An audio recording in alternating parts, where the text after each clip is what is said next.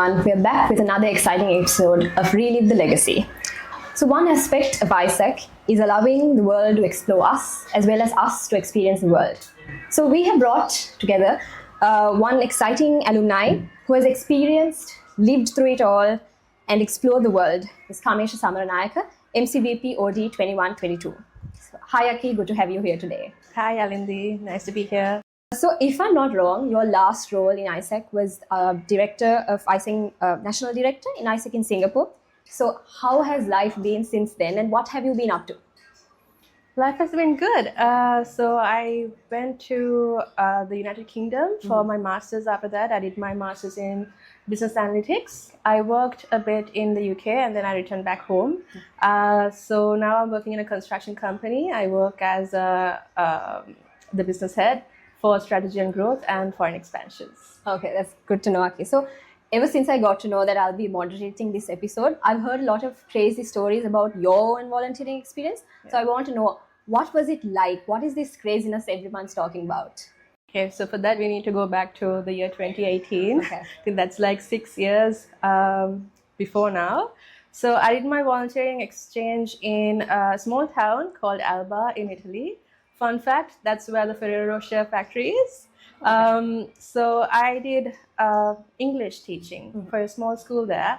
And it's still one of the best experiences of my life. I've met wonderful people. I'm still in touch with the teachers there, the kids. I see them on Instagram, and it's really nice to see how they've grown up as adults.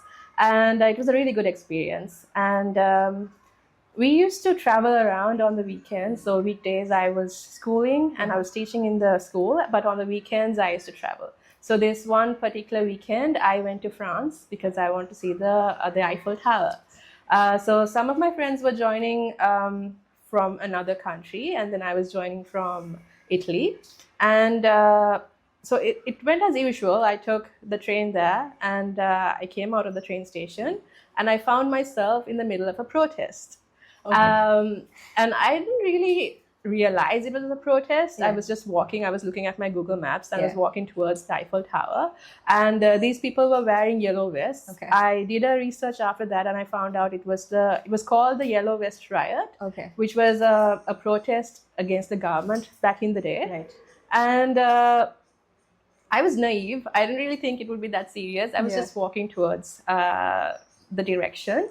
And before long, I realized, okay, this is getting a bit uncomfortable because there was a lot of people just shouting and they didn't seem very formal or professional. And most of the roads were being closed down. And before long, there were like army tanks. They were coming and barricading the roads, and like Google Maps didn't work anymore because obviously that wouldn't be accounted for. And it was getting dark as well. And I was like, okay, you know what? I can't do this. I'm going to go back to the station and wait for this to die down to realize that they were kind of closing all the station entrances. Oh, okay. Because they kind of wanted to barricade or like have everybody in one place so it's easier for them to manage. And there was a lot of people from the police and I was seeing guns and all the army tanks and I was getting freaked out. And I'm just like, right now I'm walking with the protesters, like I'm part of the protesters and I'm like thinking what's going to happen to me. And I really thought that would be like my last day. I was actually right. And my battery, the battery in my phone was dying as well. And the lights went out.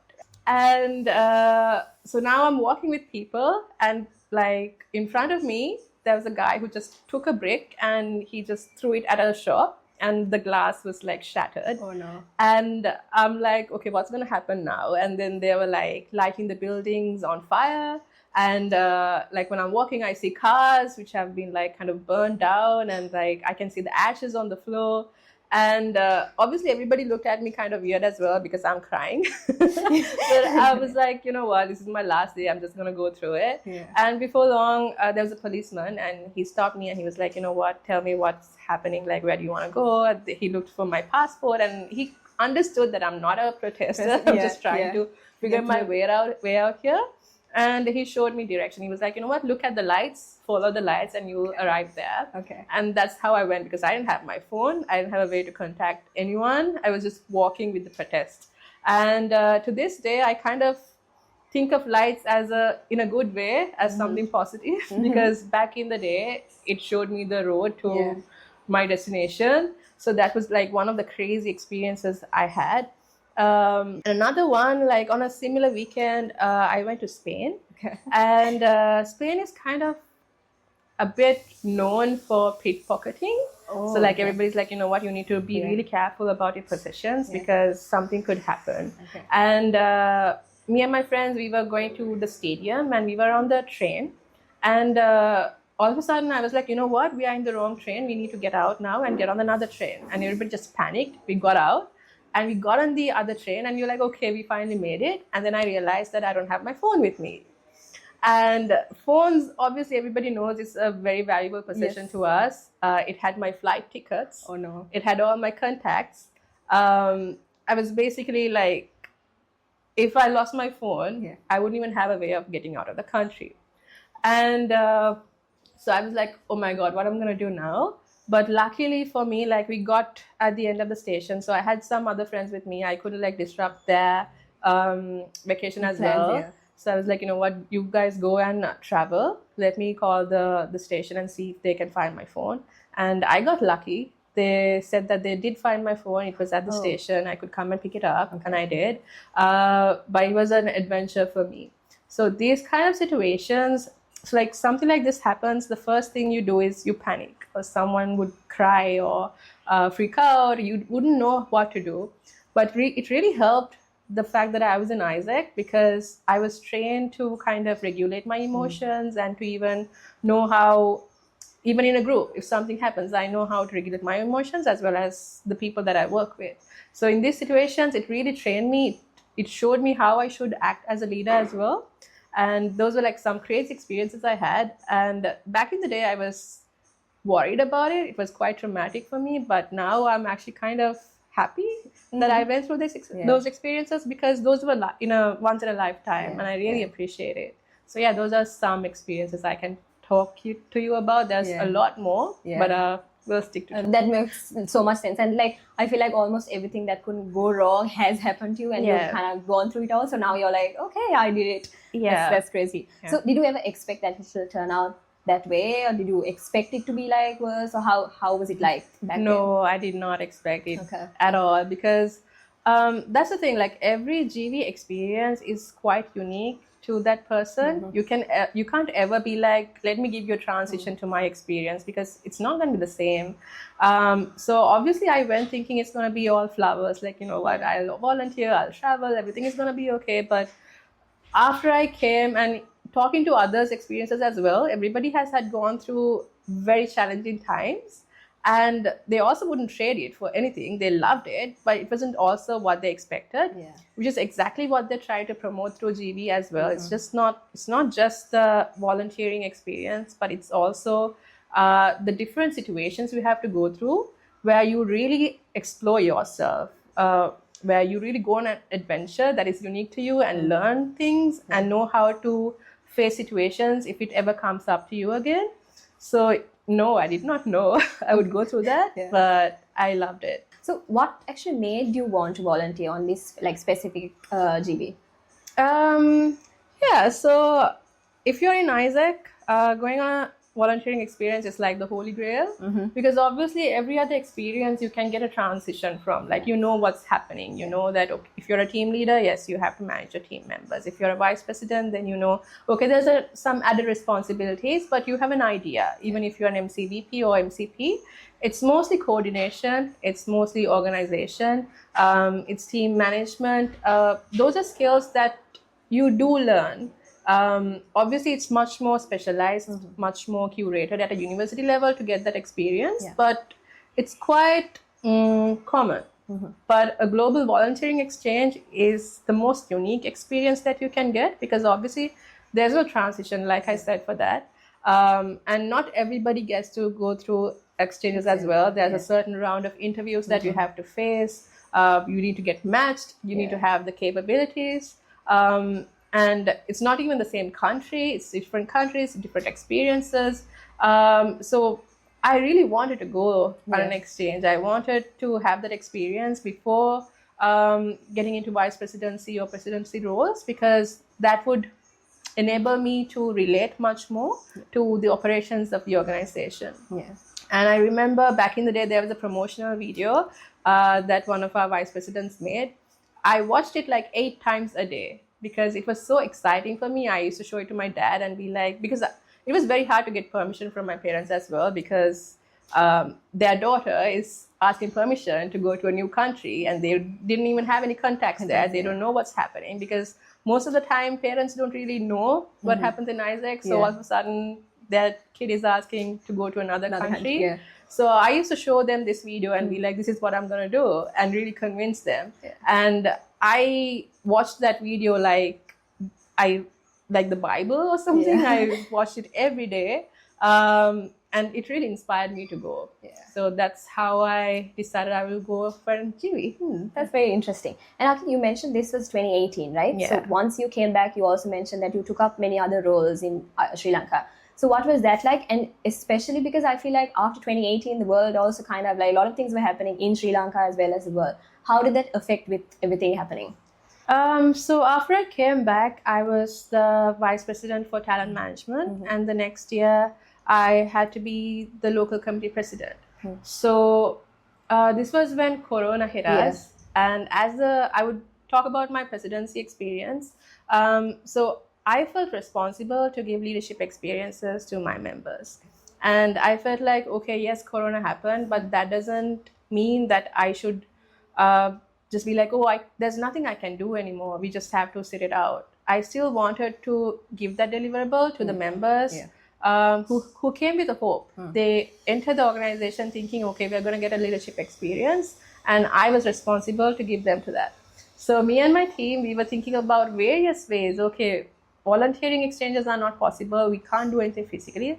But is there anything that we can do virtually? Yeah. So we were thinking about 360 aspect of it, like what can we do to make sure they get a leadership experience. And that was a very exciting time for us actually, because we were coming up with very innovative ways to give them leadership experiences. And at the same time, I was thinking, okay, so we're going to sit this out and then we're going to go, because there's like a short life cycle in AIESEC. So even for a team leader position or a team member position, it's just 6 months, right?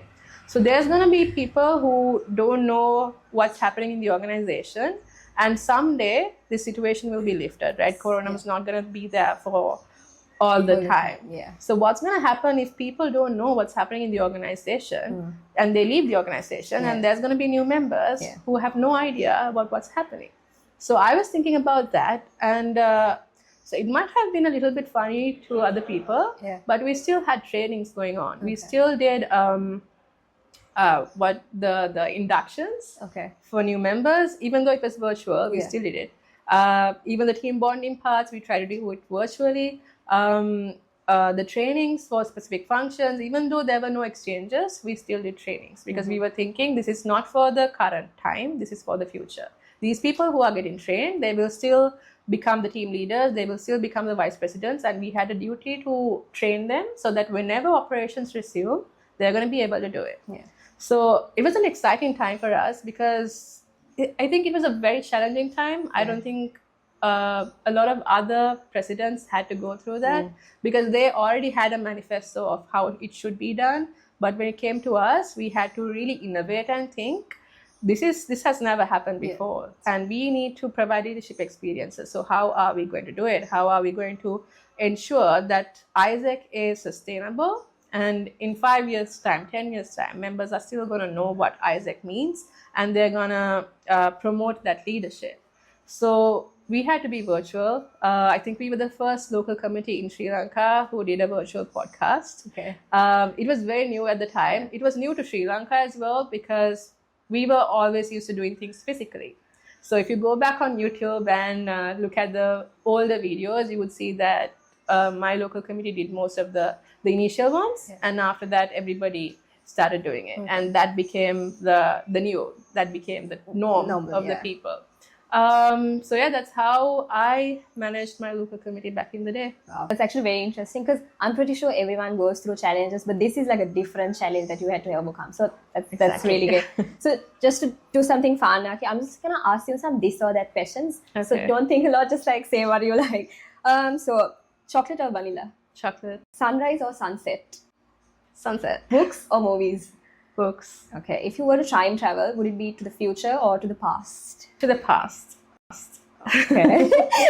IGV or OGV? Oh!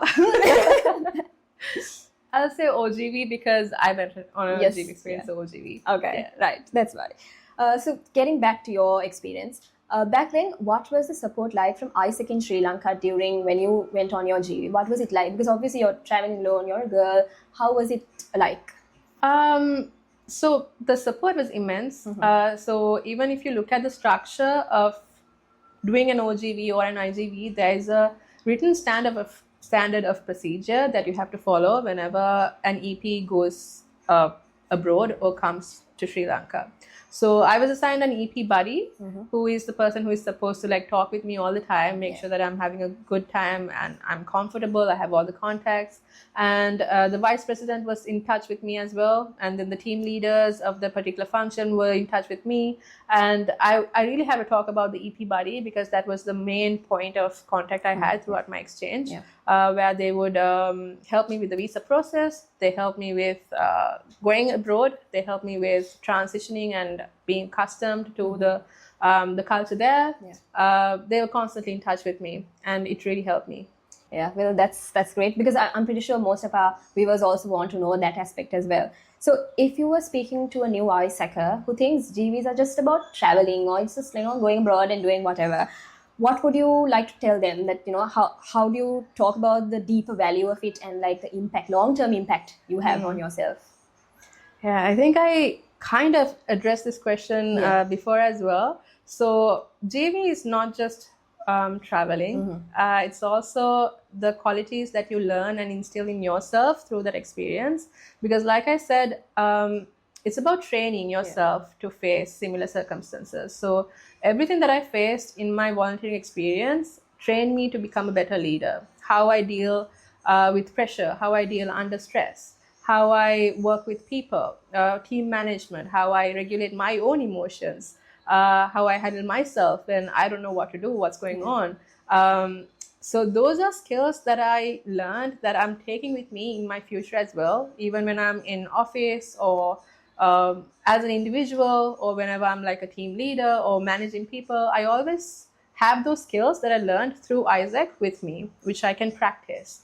And I always think like leaders are not born, leaders are made. Like I myself, I don't think I was a leader per se. When I joined AIESEC, I was very shy, very introverted, but the organization made me into someone who can talk like this, who can share my experiences and confidently say, okay, I am a leader. I feel like these experiences are really able to shape that person to becoming a leader, to give that self-confidence, to give that self-motivation. And that's the deeper meaning of becoming an exchange participant, because people think to become a leader, you need to be a role model, or you need to be a CEO or an owner, or have a lot of money. But to me, leadership or a leader is someone who can take a stand, who has the self-confidence, who has his or her own opinion, and can be confident about it. So these experiences really gave me that confidence boost. And as well as all the leadership qualities that you would want to have, like I can't name it, handling pressure, handling stress, the confidence, the motivation, the resilience, all of these things were underlying in that experience. And that's something you cannot take from anywhere else. I kind of got it from the presidency, the vice presidency, all of those roles as well. But the GV experience I had is immeasurable. It's the foundation that gave me a lot of qualities that I can proudly say, okay, these are leadership qualities that I have. Yeah, thank you. That's very interesting. And like I think it made me want to volunteer as well. Right now, I've always wanted to, but this conversation we had, because I wanted to hear your crazy aspect of your volunteering, but also like the deeper value of how you spoke about it. Like it really like resonates with me. So thank you so much, and thank you for taking your time to be here with us today. And well, to our viewers, it made me volunteer. So I hope you all will also want to go on a volunteering experience. And that's it for today, Aki. Thank you so much. We'll be back with another exciting episode, so stay tuned.